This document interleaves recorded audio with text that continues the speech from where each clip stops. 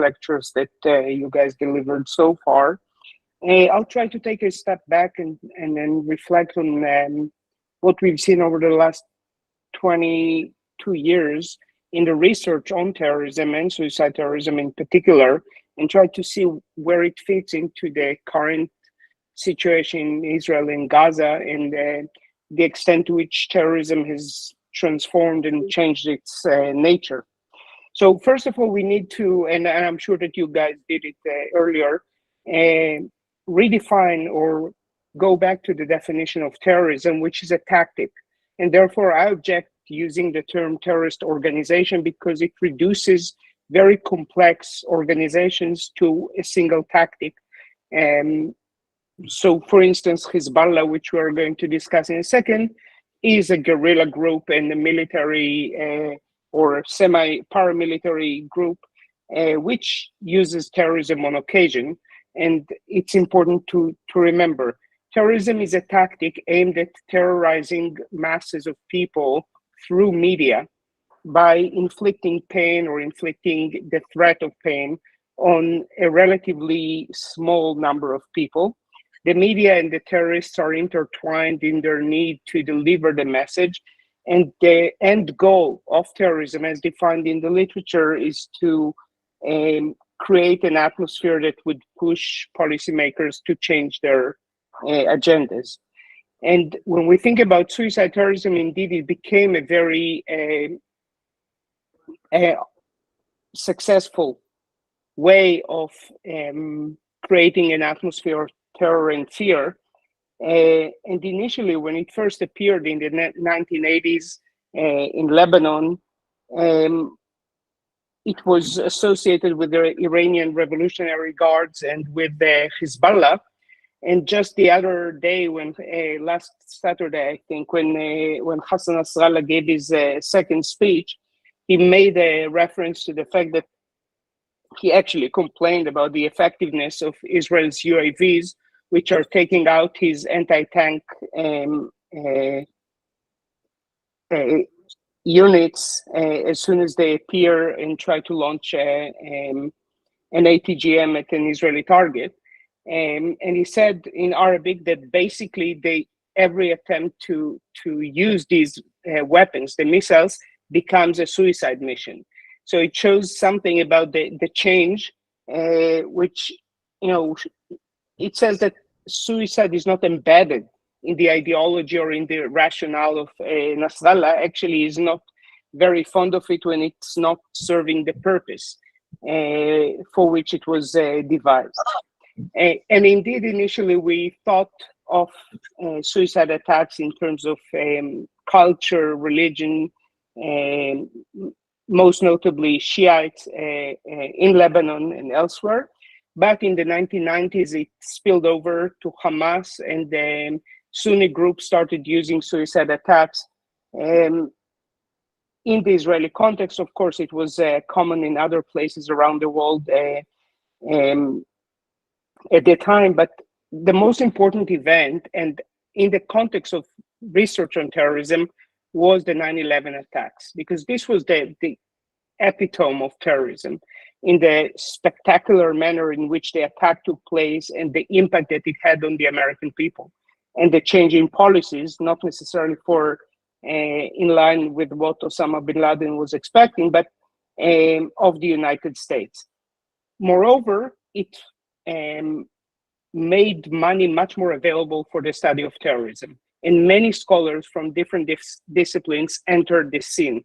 Someone earlier referred to David Rappaport, who was one of the pioneers in the study of terrorism, and there were a few others. But following 9/11 and the injection of money into the scene, many other scholars entered the field, and rather than clarifying what we are dealing with, they muddied the water. And today, 20 years later, we know less about terrorism, and we have to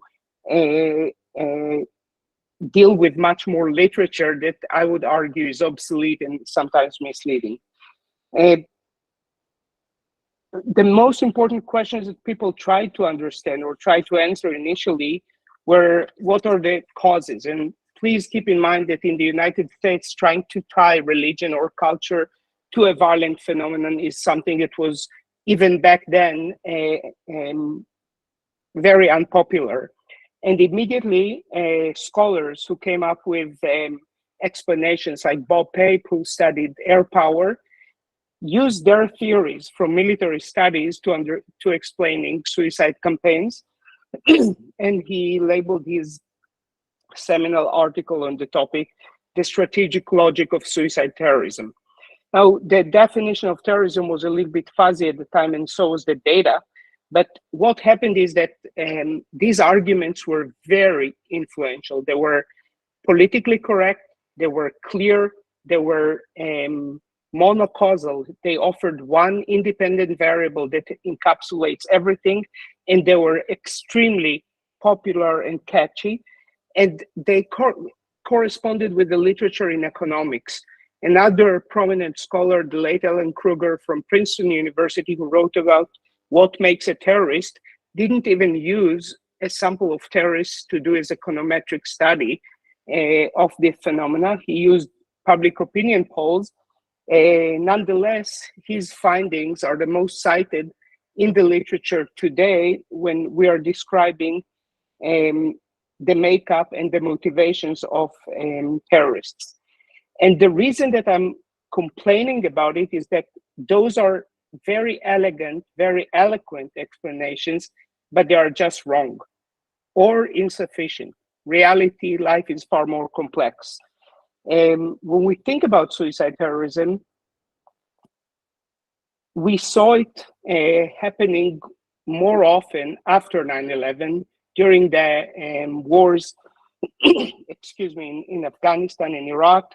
But then again, we saw the emergence of beheadings, which became for a second something very ominous and caught the media, the attention of the media. Now think about Abu Musab al-Zarqawi, who was the thug who became the head of Al-Qaeda in Iraq, and with his demise gave the foundation for the establishment of Daesh. I think that he was a pivotal figure, and we should follow the trajectory of what he set in motion back in the early 2000s, because think about the war in Syria and Iraq. No one, as far as I can recall, studied Daesh before the summer of 2014. It was a non-entity. It was a group that fought the Americans and fought the Syrian forces in those voids that were created during the Arab Spring. But one day, when they beheaded James Foley and did it on their own territory, under their own terms, with a very professional script and photographic technique, they managed to capture the attention of the entire world, and within a day, they became the most ominous player in terrorism around the world.